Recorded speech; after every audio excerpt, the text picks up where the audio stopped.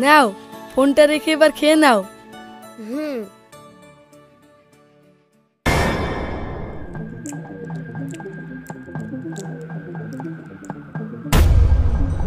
ছি ছি, কি করলো দেখো তো। এই রেস্টুরেন্টে কেউ আসে? এই রেস্টুরেন্ট পকেট নিতে জন্য আমি এখানে এক মুহূর্ত থাকবো না। এই চলো এখান থেকে। এই ফকিন্নির বাচ্চা, বল আর খাবি কি বল। দাঁড়া, তোকে জন্মের খাওয়াছি। খা খা খা। আরে আরে আরে, এ কি করছেন স্যার? ছাড়ুন স্যার, ছাড়ুন, বাচ্চাটি মরে যাবে তো, ছাড়ুন।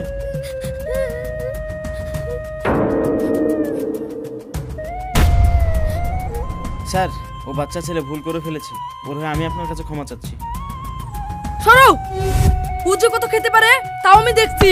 খা খা খা, তোকে জন্মের খাওয়াবো। খা। ছাড়েন।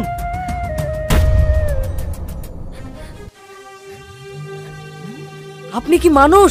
ছি, আপনাকে মানুষ ভাবতে আমার ঘৃণা হচ্ছে। আপনি তো ছুড়ার হয়ে ওকালতি করছেন। আপনি জানেন ও কি করেছে? আমার স্ত্রীর খাবার হাত দিয়েছে। তাতে আপনাদের কি এমন ক্ষতি হয়েছে যে ছেলেটাকে এরকম করছেন? দেখে তো মনে হচ্ছে আপনি ভিখারিটার বাপ। টাকা দেওয়ার ক্ষমতা নাই বলে অন্যের খাবার চুরি করা শিখে দিয়েছেন। মুখ সামনে কথা বলুন। ননসেন্স কথাকার।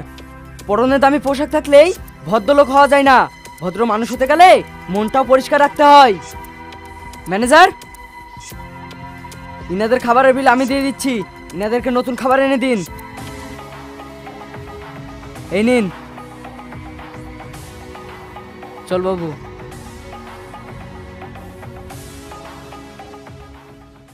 স্যার, কিছু মনে করবেন না, আপনাকে একটা কথা বলছি। বাচ্চাটার সাথে ওরকম করা আপনার ঠিক হয়নি। বাচ্চাটি অনাথ, তাতে আবার বোবা।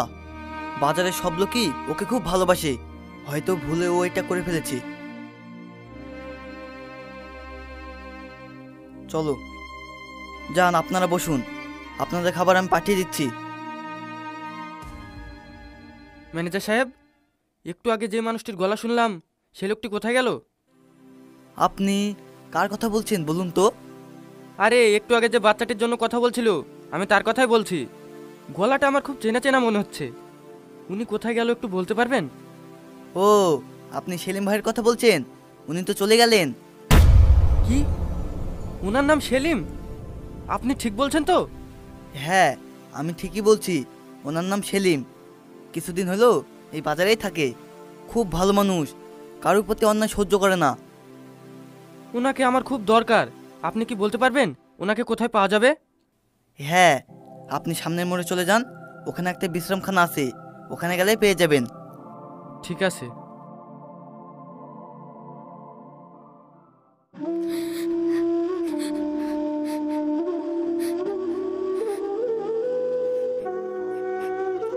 তোর খুব খিদে পেয়েছিল বল।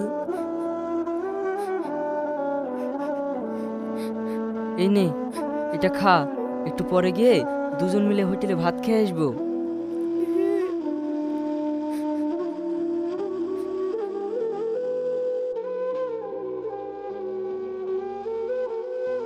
ভাই,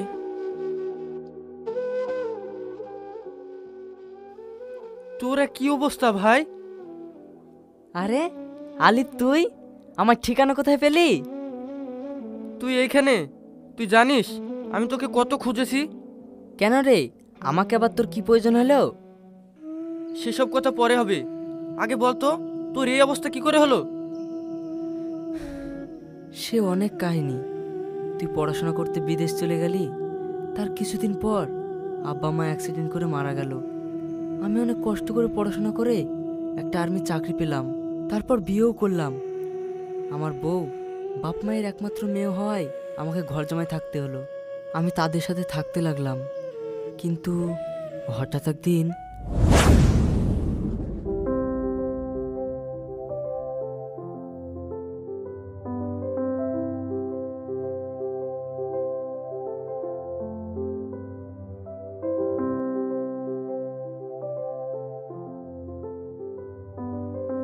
জামাই, একটা কথা বলছিলাম গো। হ্যাঁ বলেন। আমি একটা জমি দেখেছি, জমির দাম 15 লাখ টাকা।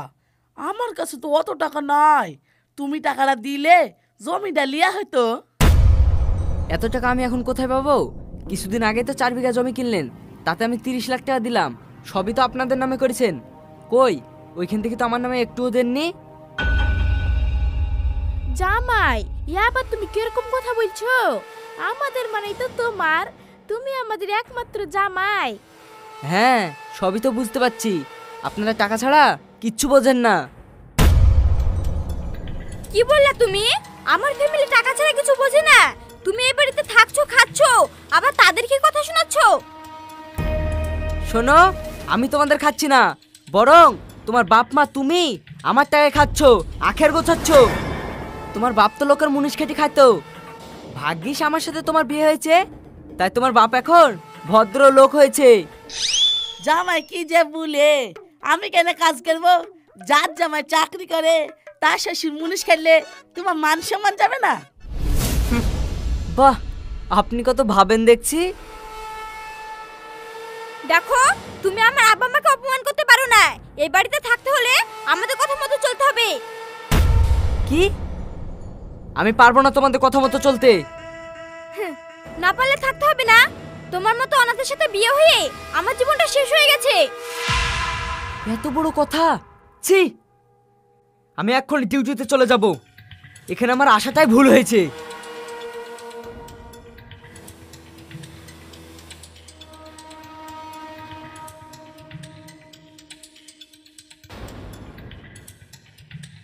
জামাই যাও না বাপ, যাও না। ও ছোট ছেলে কি বলতে কি বলি ফেলিছে। থাক, আর কিছু বলতে হবে না। এত অপমানের পরে এইখানে আমার থাকা চলে না। জামাই যাও না গো। বুড়ি, তোর এটা বলা উচিত হলো না।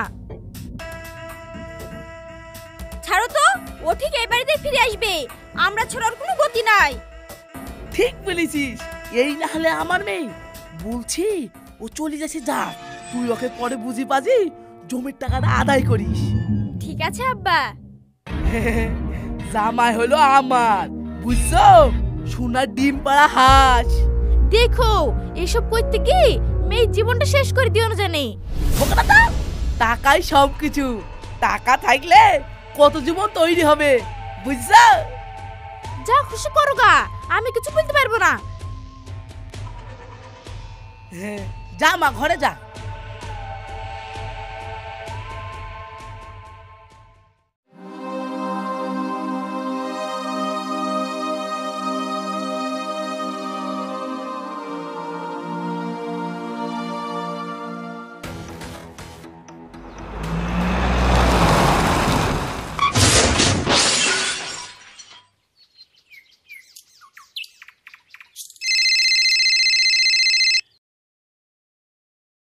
হ্যালো, আপনি কি সেলিমের গার্জিয়ান বলছেন? হ্যাঁ বলুন। আমি আর্মি অফিস থেকে বলছি, সেলিমের অ্যাক্সিডেন্ট হয়েছে। ও এখন মোটামুটি সুস্থ আছে, আমরা আপনাদের বাড়ি পাঠিয়ে দিয়েছি। এ কি বলছেন আপনি? হ্যাঁ, আমি ঠিকই বলছি। কই গো তোমরা সব, এদিকে আসো, দেখো কি হইলো। ও আল্লাহ গো, আমাদের সব শেষ হয়ে গেল। কি গো, কি হলো? অমুক কিছু কেন? আব্বা, তুমি ওরকম করছো না, কি হলো? সেলিমে অ্যাক্সিডেন্ট করেছে, ওর একটা পা কেটে বাদ দেওয়া হয়েছে।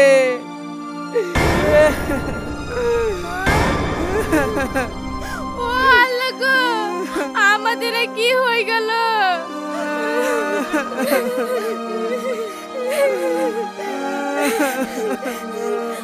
আমার জীবনটা শেষ হয়ে গেল গো।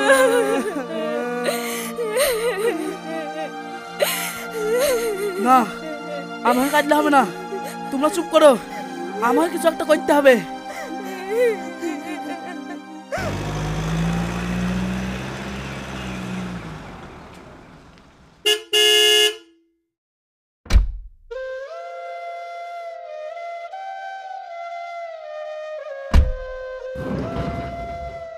নেন আপনাদের পেশেন্ট, নামিয়ে নেন। না, নামাতে হবে না। ওই হ্যান্ডিক্যাপের এই বাড়িতে কোনো জায়গা নেই। এই তুই এটা কি বলছিস? আমি ঠিকই বলছি মা, ওই হ্যান্ডিক্যাপের সাথে আমি সারা জীবন থাকতে পারবো না। ড্রাইভার, ওকে এখান থেকে নিয়ে যাও, রাস্তা যেখানে সেখানে নামিয়ে দিও, ওর এই বাড়িতে কোনো জায়গা নেই। এই তোর মাথাটা তো খারাপ হয়ে গেছে নাকি? তোমার মেয়ের কথা শোনো। ও ঠিকই বলছে। মানে মানে আমি ওই হ্যান্ডিক্যাপের সারা জীবন গুমুট পরিষ্কার করতে পারবো না।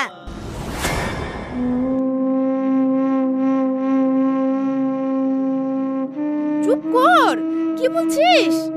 কি চুপ করবে? ওর যা অবস্থা, ওর সাথে আমি সারা জীবন সংসার করতে পারবো না। এই চলো।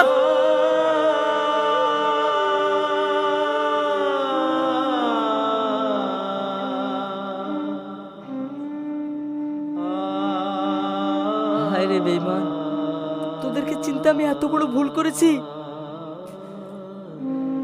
ড্রাইভার ভাই, চলো আমাকে দূরে কোথাও নামে দাও, আমি এদের সাথে থাকতে চাই না। ঠিক আছে।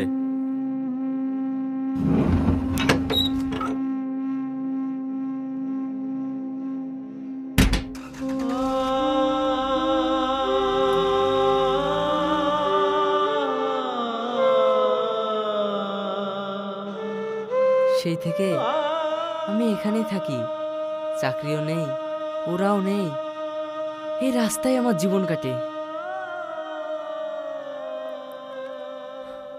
মানুষ যে এত বড় স্বার্থপর হয় সেটা আমি আগে জানতাম না। আচ্ছা, ওরা কি আর তোর কোনো খোঁজ নেয়নি? না, আমার আসার দুদিন পরে ডিভোর্স পেপার পাঠিয়ে দিয়েছিল। ছাড় ওসব কথা, তুই আমাকে কেন খুঁজছিলিস সেটা বল। কাল আমার বিয়ে, তুই আমার ছোটবেলাকার বন্ধু, তোকে থাকতেই হবে। কি বলছিস? আমি তোর বিয়েতে? হ্যাঁ, আমি ঠিকই বলছি, চল আমার সাথে। ঠিক আছে চল।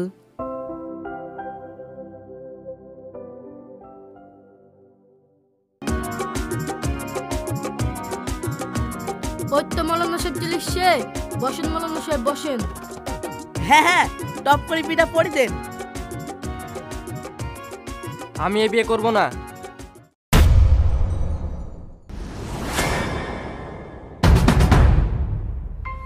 কেন, কি হয়েছে বাপ? ইয়া, তুমি কি বলছো জামাই? এরকম করো না, এই বিটা না হলে আমার মেয়ের জীবনটা শেষ হয়ে যাবে। তাই নাকি? আপনারা জীবনের মানে বোঝেন? শুনুন সবাই, এই মেয়েটির বাপ আমার সাথে প্রতারণা করেছে। মেয়েটিকে আইবুড়ো পরিচয় দিয়ে আমার সঙ্গে বিয়ে ঠিক করেছে। আমি তো জানতেই পারতাম না, কিন্তু একটা ড্রাইভার এসে ওদের সম্পর্কে আমাকে বলে।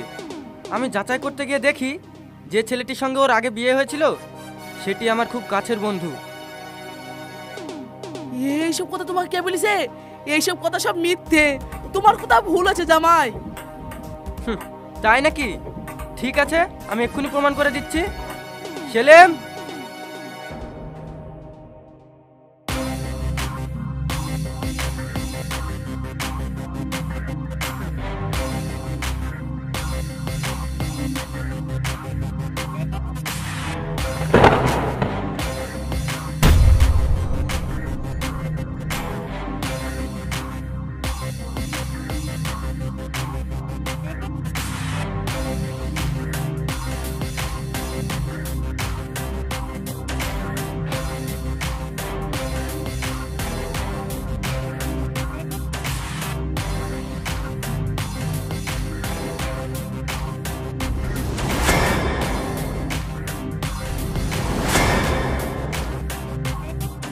দেখুন তো চিনতে পারেন কিনা?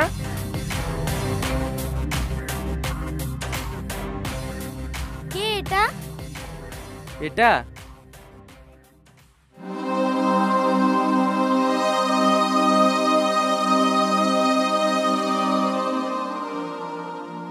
শুনুন আপনারা, এটা হচ্ছে হাসির আগেকার স্বামী। একে ঘর জামাই করে এর যত টাকা পয়সা ছিল সব হাতিয়ে নেয় এরা। টাকা ছাড়া এই ফ্যামিলির লোক কিচ্ছু বোঝে না। একটা অ্যাক্সিডেন্টে বন্ধুটি দুর্ভাগ্যবশত একটি পা হারায়। তারপর যখন সে বাড়ি ফিরে আসে তখন এই ফ্যামিলির লোক একে হ্যান্ডিক্যাপ বলে দূর দূর করে বাড়ি থেকে বের করে দেয়। কারণ এ তো এখন আর টাকা ইনকাম করতে পারবে না, টাকার মেশিন তো বন্ধ হয়ে গেছে। কি বলছো গো এটা? ছি ছি ছি ছি, এর হাত তো নোংরা। তাই তো গো। এবার আপনারাই বলুন, এত কিছু জানার পরেও এই মেয়েকে কি বিয়ে করা যায়?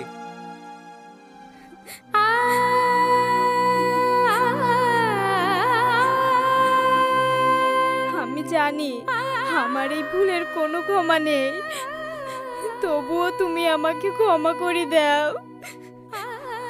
আমি তোমার পা ধরছি, তুমি আমাকে ক্ষমা করে দাও। আমি তোমার সঙ্গে নতুন করে বাঁচতে চাই, নতুন করে সংসার করতে চাই। তুমি আমাকে ফিরিয়ে দিও না। ছাড়ো, থাক।